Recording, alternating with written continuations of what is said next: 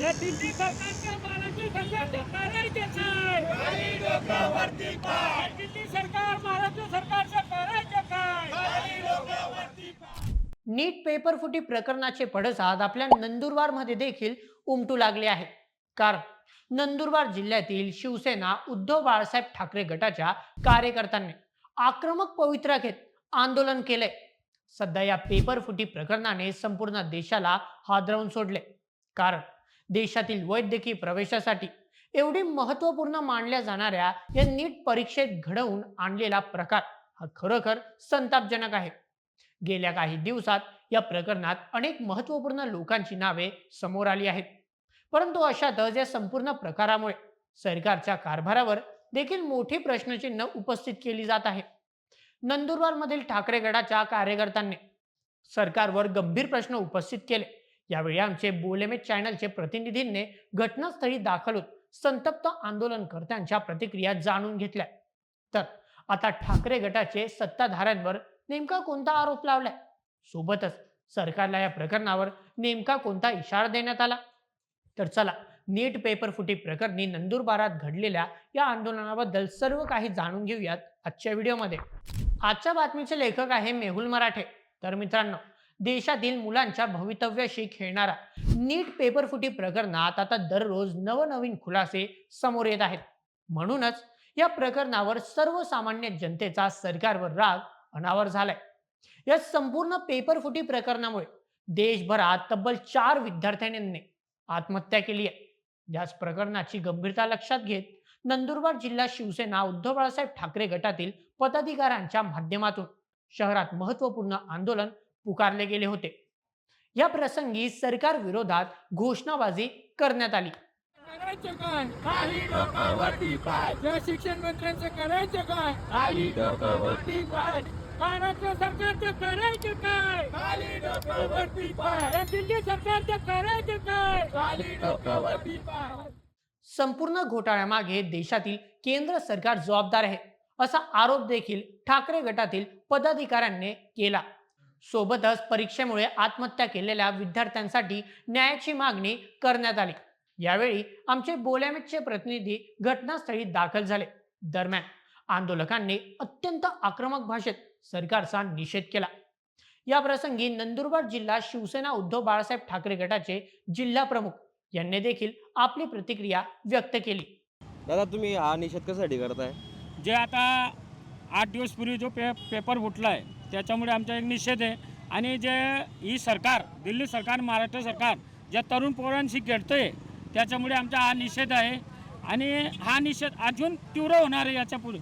ज्या मायबापांनी मुलांना एवढा खर्च करून शिक्षण घडवलं, त्या मुलांना रात 2-2 रात या दिवसभर 24 घंट्यामध्ये वाचन करून आणि त्या शेवटच्या दिवशी पेपर फुटतो, हे कुठेतरी सरकारचा साठालोटा आहे.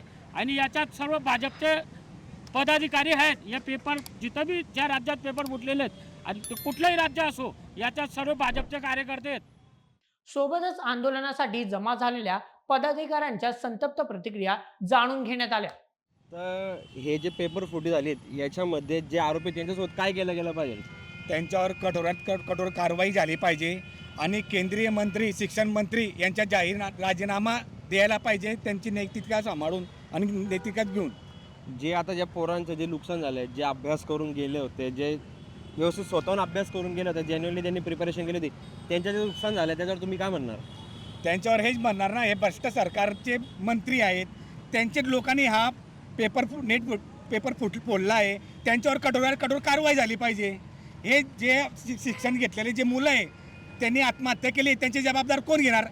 हे शिक्षण मंत्र्यांनी घ्यायला पाहिजे, राज्य शासनाने घ्यायला पाहिजे. तेव्हा त्यांच्यावर हा न्याय भेटेल, तेव्हा त्यांना हा न्याय त्यांच्या आईवडिलांना भेटेल, त्यांच्या मुलांना भेटेल, त्यांच्या बहिणींना भेटेल. बरोबर. दादा, तुम्ही कधीपासून इकडे करता आता हा मोर्चा? कमीत कमी 11 वाजेपासून तीव्र आंदोलन चाललं आहे आमचं. आज कमीत कमी 40-45 तापमान आहे नंदुरबारमध्ये. पण आम्हाला ते तापमानाचा काही विषय नाही, पण या विद्यार्थ्यांच्या भविष्याचा विषय, त्याच्यामुळे आम्हाला काही करावं लागलं विद्यार्थ्यांसाठी. आज देश तरुण पिढीमुळे घरला जातो आणि सरकार तरुण मुलांशी खेळते. आम्हाला सर्वात मोठं दुःख हे आहे. आता जसं सरकारने निर्णय घेतला आहे की आम्ही ही परीक्षा परत करू, 21 जूनला परत करणार आहे, आणि त्याच्यामध्ये ते काही पोरांकडनं पैसे घेणार नाही, त्याला तुम्ही कसं प्रत्युत्तर देणार? पैशांचा विषय कुठंच नाही आहे. पैसा हा पहिल्यापासून पहिलीपासून तो एवढा त्यांचे मायबाप एवढं शिक्षण करवता, पण त्याचा पैशाचा विषय नाही. सरकार आता काही करेल, पण ज्या विद्यार्थ्यांनी जेवढं शिक्षण केलेलं होतं, जेवढं रातपाट अभ्यास केलेला होता, त्याचं उत्तर काय? नाही. सरकार आता काही सांगेल, पण ज्या त्यांच्या टोलवर ते पाणी फिरवत आहे. पडलेली सरकार, त्याच्यामुळे त्यांना उत्तर द्यायला जागा नाही. सरकार आता आता काही एवढी सांगेल. फी करून त्यांच्या करून तुम्ही टोलवर काय करणार पाणी आहे? फिरवत आता आहे. विद्यार्थ्यांनी जे टोल आत्महत्या केली पडलेली त्यांचं सरकार. काय? त्याच्यामुळे त्यांचं उत्तर त्यांना देण्यात यावं उत्तर द्यायला सरकारने. जागा नाहीये. यांना आता राजकारण फी करून करण्यामध्ये तुम्ही काय टाइम नाही. करणार? एवढा आता टाइम यांना विद्यार्थ्यांनी जे आत्महत्या केली लोकांची त्यांचं काही काय? पडलेलं नाहीये. त्यांचं उत्तर देण्यात यावं कुठलं राज्य सरकारने. आलं, देशाचे यांना पंतप्रधान राजकारण यांना फक्त करण्यामध्ये राजकारणाची time पडली. नाही. एवढा time आहे यांना. देशाचे जे यांना तरुण लोकांची पिढी काही यांच्याशी पडलेलं नाहीये. खेळतायत ही. फक्त आम्हाला कुठलं दुःख आहे. राज्य आलं, देशाचे या देशाला पंतप्रधान जे यांना फक्त घडवतील त्या राजकारणाची पडली. लोकांशी हे खेळतायत. आता तुम्ही म्हणता 8 दिवसात परत एक्झाम होणार आहे. एक्झाम झाल्यानंतर जर परत पेपर फुटी प्रकरण झालं तर आम्ही रस्ता रोको आंदोलन नंदुरबारमध्ये करू.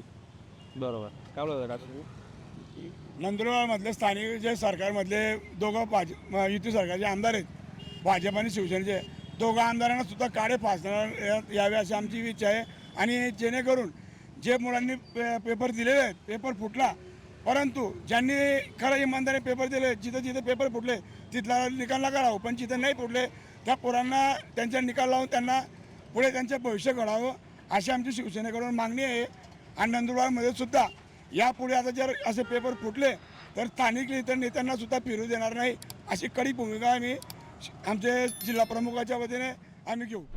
काही कार्यकर्त्यांकडून तीव्र आणि आक्रमक स्वरूपातील आंदोलनाचा इशारा देखील जिल्हा प्रशासनाला देण्यात आला.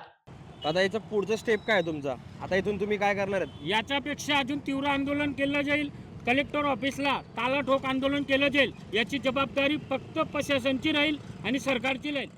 याआधीच नाशिकमधील डॉक्टर शुभम खैरनार यांचे नाव संपूर्ण प्रकरणात समोर आले.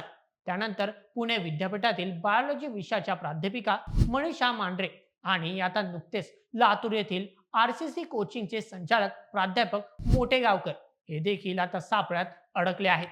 परंतु अशातच आता दावा केला जातोय की या संपूर्ण पेपर फुटी प्रकरणामागे एक नियोजनबद्ध असे रॅकेट अस्तित्वात असून या प्रकरणात आणखी सरकारमधील काही दिग्गज चेहरे असल्याचा आरोप लावण्यात येतोय.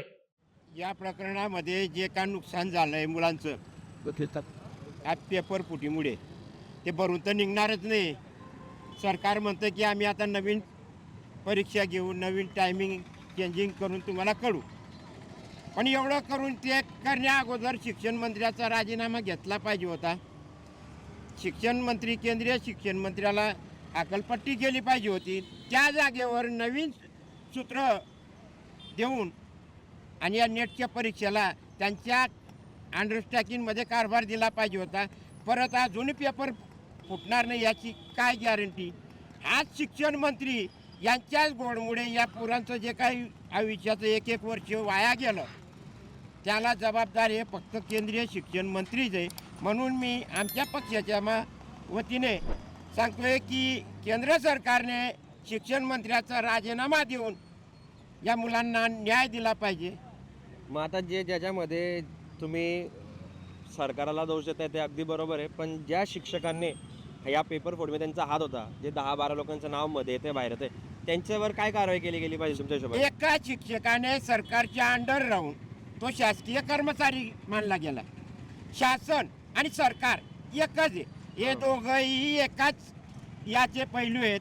म्हणून त्यांनी एकमेकांची जबाबदारी स्वीकारून राजीनामा दिला पाहिजे आणि त्या शिक्षकांवर मोकासारखी कारवाई लागली पाहिजे की परत दुसरा शिक्षक असा कुठला पेपर फुटीची हिंमत करणार आणि डेअरिंग करणार. त्यामुळे आता विरोधी पक्षातील ठाकरे गटाने केलेल्या या मागणीवर आता नेमका कोणता निर्णय घेतला जातो हे पाहणे देखील तितकेच महत्त्वाचे असेल. तर मित्रांनो, ही होती संपूर्ण बातमी सध्या नंदुरबार जिल्ह्यात नीट पेपर फुटी प्रकरणात करण्यात आलेल्या या आंदोलना संदर्भातील. आता ठाकरे गटातील जिल्हा प्रमुखांनी दिलेल्या इशाऱ्यावर प्रशासन काय प्रतिक्रिया देते? तुमचे उत्तर आम्हाला कमेंटमध्ये नक्की सांगा आणि अशाच व्हिडिओसाठी सबस्क्राईब करा बोल MH आपल्या यूट्यूब चॅनलला. धन्यवाद.